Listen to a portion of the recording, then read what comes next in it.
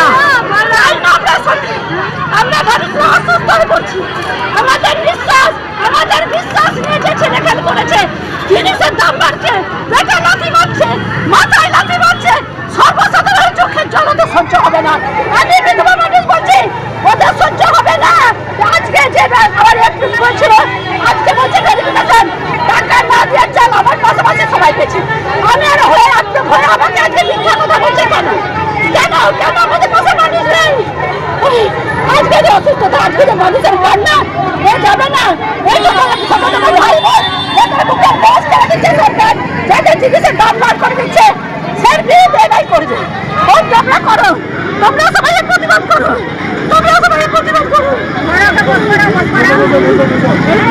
নমস্কার, আমি নিউজ 10 বাংলা থেকে বলছিলাম। নমস্কার, বলুন। বলছি, আপনি জানেন যে রাজ্য সরকার প্রতিশ্রুতি দিয়ে সরকারে এসেছে, অর্থাৎ বিজেপি, তারা কিন্তু শাসক দলে এই মুহূর্তে তারা কথা দিয়েছিল 200 ইউনিট বিদ্যুৎ ফ্রি দেবে, অন্নপূর্ণা যোজনা প্রত্যেকটি মহিলার অ্যাকাউন্টে 3000 টাকা করে ঢুকিয়ে দেওয়া হবে, এরকম একটা তারা কথা দিয়েছিল, কিন্তু সেই কথা রাখছেন না। আর সেই নিয়েই কিন্তু আজ বিষ্ণুপুর তোলপাড়, এসডি অফিসের সামনে মহিলাদের হাহাকার, সত্যিকারের গরিব মানুষদের হাহাকার। কি বলবেন এই বিষয়ে? অ্যাকচুয়ালি ভারতবর্ষ স্বাধীন হয়েছে, আমরা 80তম স্বাধীনতা দিবস পালন করলাম। একদম। যে স্বাধীনতাতে এই বিজেপি বা আরএসএস তাদের কোন রকম কোনো যোগদান ছিল না। তারা ব্রিটিশদের দলদাস ছিল, তারা ব্রিটিশদের পা চেটে, এই সাভারকর বাবু যিনি আছেন, উনি 5 বার মাফিনামা দিয়েছেন। শুধু তাই নয়, আজকে দেখা যাচ্ছে যে স্কুল শিক্ষা পাঠ্যক্রমে নাকি শ্যামাপ্রসাদ মুখার্জি বাবু, ওনার জীবনী নাকি ইনক্লুড করা হবে। তো এনারা প্রাক স্বাধীনতাকালীন থেকে, মানে স্বাধীনতা আসার আগে থেকে ভারতবর্ষের সাধারণ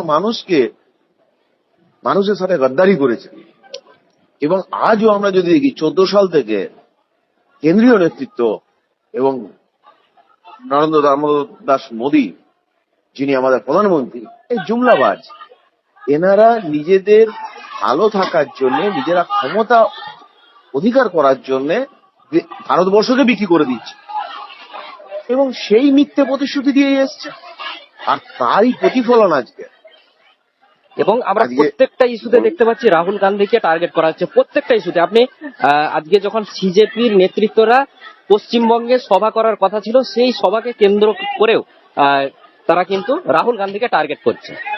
না, রাহুল গান্ধীকে টার্গেট করার একটাই কারণ, তার কারণ হচ্ছে রাহুল গান্ধী, আজকে আমরা যদি দেখি মাতাজি তাকে বুলেটে করে ছাঁচড়া করে দিয়েছে এই আরএসএস এর লোকেরা, আতঙ্কবাদীরা, যাকে এই আরএসএস দল তথা প্রধানমন্ত্রী তিনি মালা পরান তার ছবিতে। এটা লজ্জা। এবং আজকে যদি দেখতে হয়,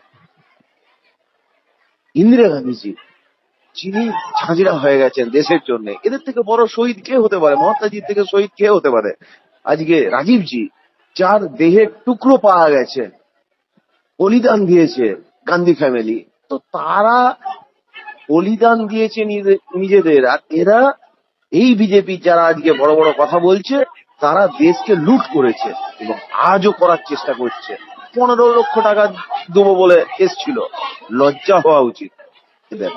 এবং আরো একটি আপনার তরফ থেকে একটা বার্তা দিন শুক্লা চ্যাটার্জি, অর্থাৎ বিষ্ণুপুর বিধানসভার যিনি বিধায়িকা আছেন, তার উদ্দেশ্যে কি বলবেন? যে 200 ইউনিট বিদ্যুৎ ফ্রি দেবেন বলেছিলেন। তারপরে মেন ব্যাপার হচ্ছে যে বিজেপি যে দল, সেটাতে সত্যি কথা বলে কিছু হয় না। শুক্লা দেবীকে বিষ্ণুপুরের একজন সাধারণ নাগরিক হিসাবে আমি ওনাকে সম্মান জানাই। উনি আমার দিদির মতো, আমার দিদিরও যা বয়স, ওনারও তাই বয়স, সেই জায়গা থেকে সম্মান জানাই। কিন্তু লজ্জা হয় যে উনি বিজেপি দলটা করেন, আর যারা বিজেপি করেন তাদের মতো সত্যি কথা বলতে কি জুমলাবাজ, মিথ্যেবাদী, ওটা ভারতবর্ষ দেখছে তারা মিথ্যেবাদী এবং সেই দলের শিকার উনি। আমি বলবো আপনি রিজাইন করুন বিজেপি থেকে, গিয়ে জাতীয় কংগ্রেসের পতাকা হাতে দিন। অনেক ধন্যবাদ আপনাকে নিউজ 10 বাংলার তরফ থেকে। ধন্যবাদ।